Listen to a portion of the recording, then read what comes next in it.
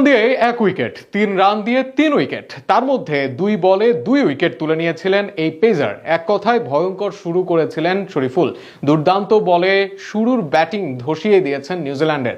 শরীফুল যেন ভিন্ন এক ফর্মেরই ইঙ্গিত দিচ্ছেন। শরীফুলের দুর্দান্ত বোলিং নিয়ে আরও থাকছে প্রতিবেদনে। বৃষ্টির মুষলধারা শেষ হওয়ার পরে ঝরে পড়েছে বাংলাদেশের উইকেটগুলো ঠিক বৃষ্টির মতোই।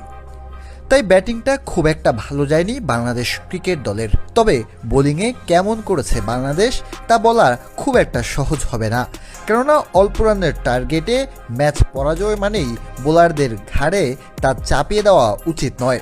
বিশেষ করে শরীফুল মাহাদিরা দুর্দান্ত বোলিং করেছেন, সে কথা স্বীকার করতে হবে নির্দ্বিধায়। বিশেষ করে শরীফুল ইসলাম যা করেছিলেন, 102 রান করেও সেখান থেকে ম্যাচ জেতা সম্ভব সেটি তিনি প্রমাণ করতে চেয়েছিলেন। ইনিংসের প্রথম ওভার শেখ মাহাদি বোলিংয়ে আসেন, ওভারে হয় 9 রান।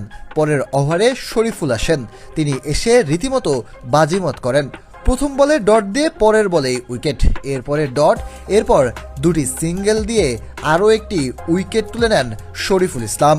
অর্থাৎ প্রথম 1 রান খরচে 1 উইকেট এবং 3 রান খরচেই দুটি উইকেট তুলে নেন শরীফুল। চতুর্থ ওভারে বল করতে এসে প্রথম বলেই স্টাম্প উপড়ে ফেলেন বাংলাদেশি এই লেফট হ্যান্ডেড পেসার। ফলে তার নামের পাশে যোগ হয় 3 রানে 3টি উইকেট। সেই ওভারে দেন মাত্র 1 রান। অর্থাৎ প্রথম 2 ওভার বল করে মাত্র 4 রান খরচেই 3 উইকেট তুলে নিয়েছেন শরীফুল ইসলাম। শরীফুল ইসলামের শেষ ওভারটি অবশ্য খুব একটা ভালো ছিল না।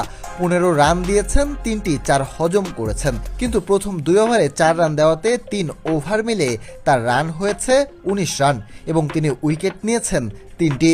সাম্প্রতিক সময়ে দলে অটোচয়েস ছিলেন না শরীফুল ইসলাম। মূলত মোস্তাফিজুর রহমানের চোটের কারণে প্রথম ওয়ানডেতে জায়গা করে নেন একাদশে। তবে জায়গা করে রীতিমতো বাজিমাত করেন একের পর এক ডট দিয়ে। এরপর সিরিজ জুড়েই দুর্দান্ত করেছেন শরীফুল। এরপরে প্রথম টি-20তে 36 রান দিয়েছেন, 1টি উইকেট পেয়েছেন।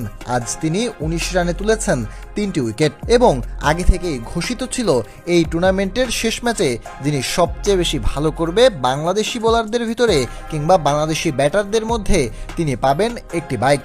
এবং সেই কথা অনুযায়ী 2,90,000 টাকার সেই ইলেকট্রিক বাইক পেয়েছেন শরীফুল ইসলাম।